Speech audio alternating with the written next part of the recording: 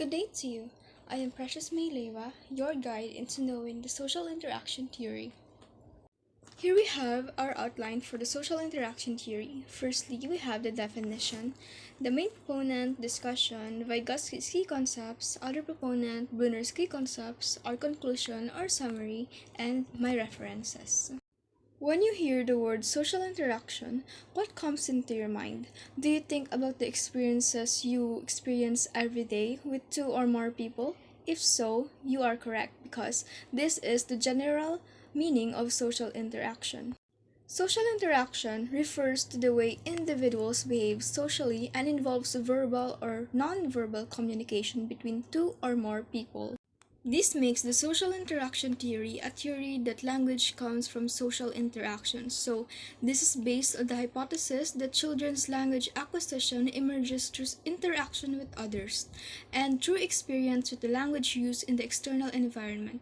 So, basically, ang sinasabi dito ay yung language natin ay nag-evolve or nag-emerge with the help of social interactions, with the help of our experiences, or with a guide from the external environment.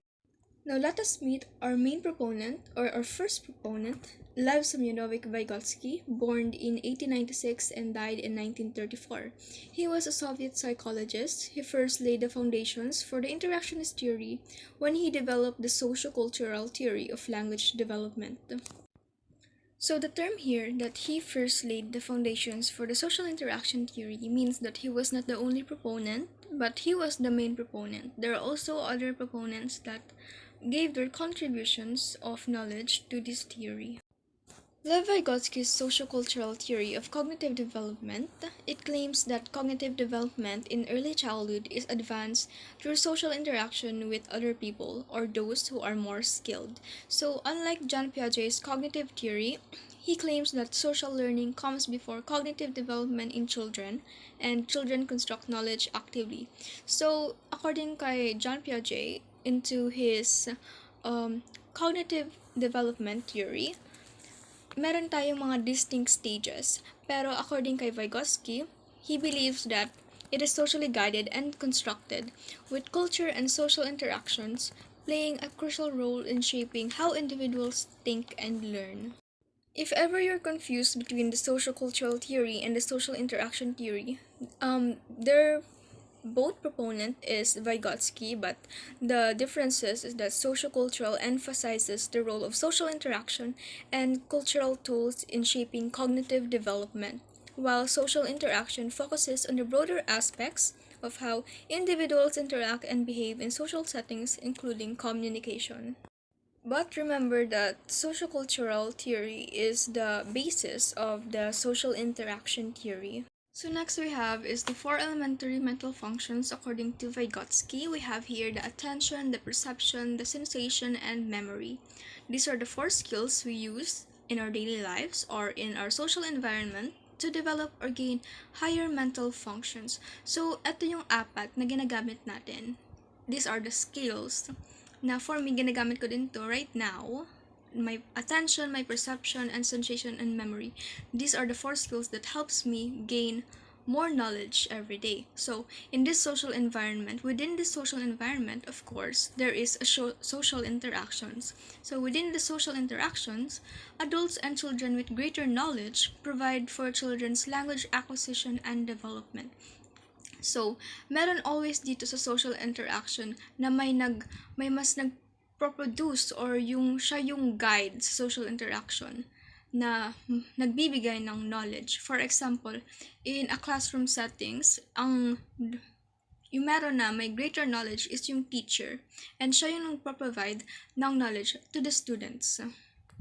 There are many ways that language can be emerged through.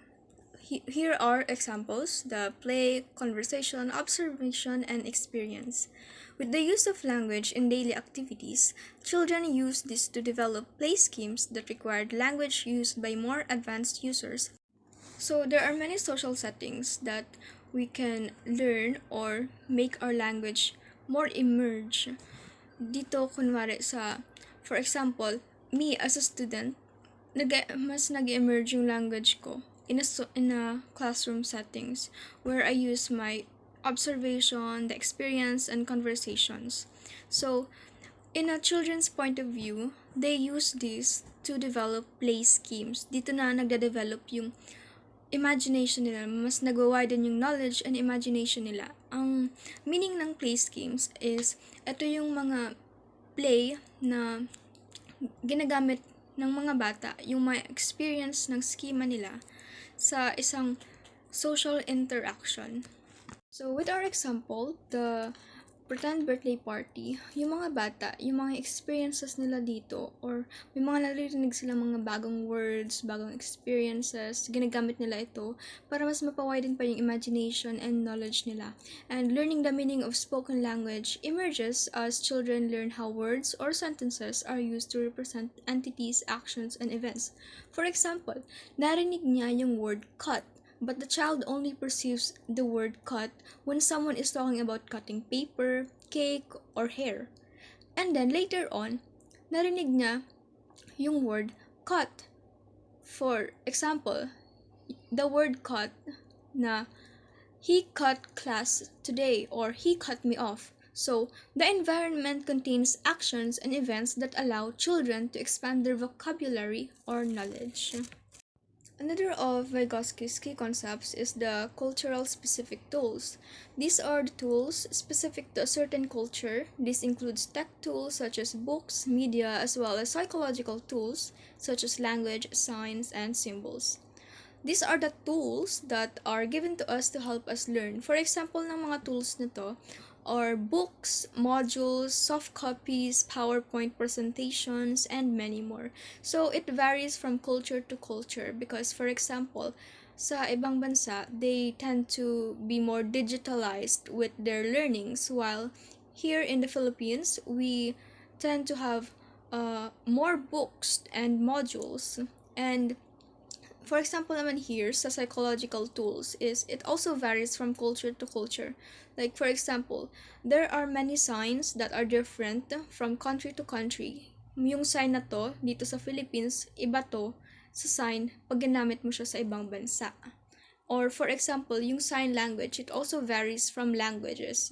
Like iba yung sign language ng English sa Korean. So another of Vygotsky's key concepts is the private speech or the talking out loud to yourself. For example, is a child trying to figure out a math problem may talk themselves through it. And when they grow up, later this will become internalized monologues or the inner speech in your own head. And in this generation, it is also called the intrusive thoughts. So, one of the most important of Vygotsky's key concepts is the zone of proximal development.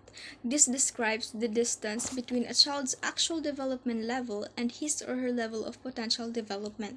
For example of this is a scenario of learning how to ride a bike. So what you can see in this inner circle, it says can do independently, can do if guided, and can do even with guidance. So this describes a child's potential development.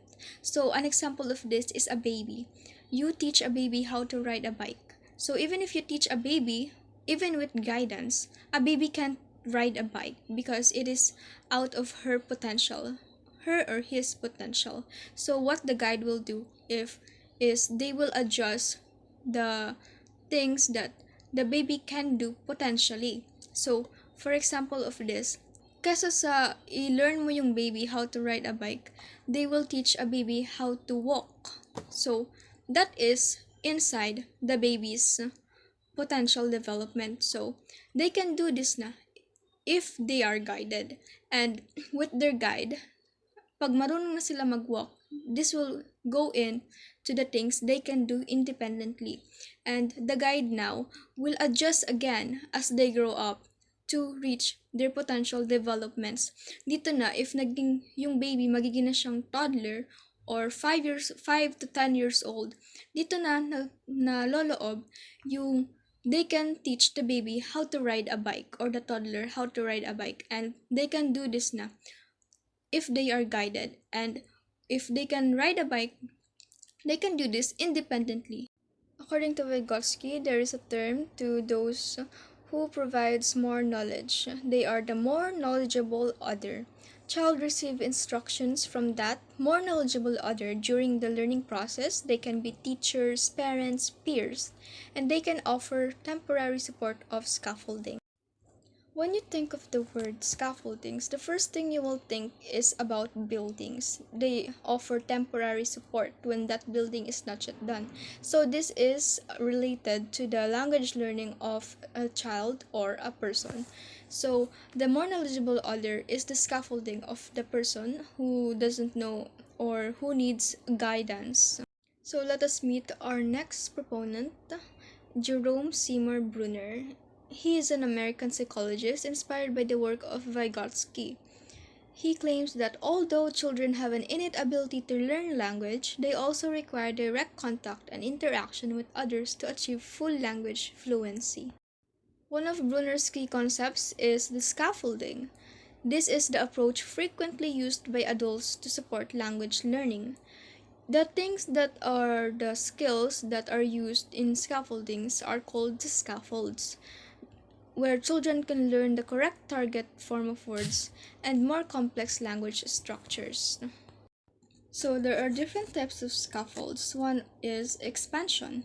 This is to extend the length of an utterance. An example of this is when a child says, "Baby, run," and adult says, "That's right, the baby is running." So as you can see, it is expanded. Number two is extensions. This is to extend the length of an utterance while adding information. So this is similar to expansion, but is adding another information. An example of this is when a child says, "The boy cry," and the adult says, "The boy is crying because he fell down." So yes, there is the length of an utterance, but there is also another information that is added. So the information that is added is because he fell down. That's why he is crying. And the other one is recast. So there are three types of recast. The meaning of recast is these are the models of the correct target form of child's incorrect productions. So these are the different types of recast. We have the syntactic recast, semantic recast, phonological recast. So in syntactic recast, these are the corrections of the grammatical arrangements of a child. For example, when a child says, "That doggy," and the adult says, "Yes, that is a doggy," so it is corrected.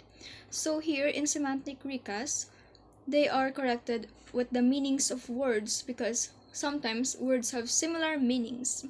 An example of this is when a child says, "That apple," and an adult replies, "That's a peach." So para sa bata, yung apple and peach are similar kasi similar sila sa looks nila. So, a child perceives that it's also an apple, but it is a peach. So, the last one is the phonological recast. This is the speech sounds and pronunciations. So a child often makes wrong pronunciations. So the next one is the close procedures or the sentence completion. These are the techniques where they use an open-ended phrase that stimulates a child's language skills with the goal to elicit the target word. Another of Brunner's key concepts is the language acquisition support system. So these are the support from caregivers, parents, teachers in a child's early language development. They provide support such as adjusting language to suit the child, providing examples for the child to imitate, encouraging the child, and providing feedback through interactions. So these are the ways how we help a child's learning process. The next one is the child-directed speech. So this is where from the parents, caregivers, so sila yung mga mismo nag-interact sa mga children or to that person. So they use simplified language, respective questioning, respective language, and slowed speech. And lastly, we have our conclusion. So, language develops through social interaction. Children gain information from adults and children with greater knowledge, known as the more knowledgeable other. And scaffolds play a big role in language development, with more experienced speakers providing correct models of the child's intended language goals. These are my references. Thank you for watching.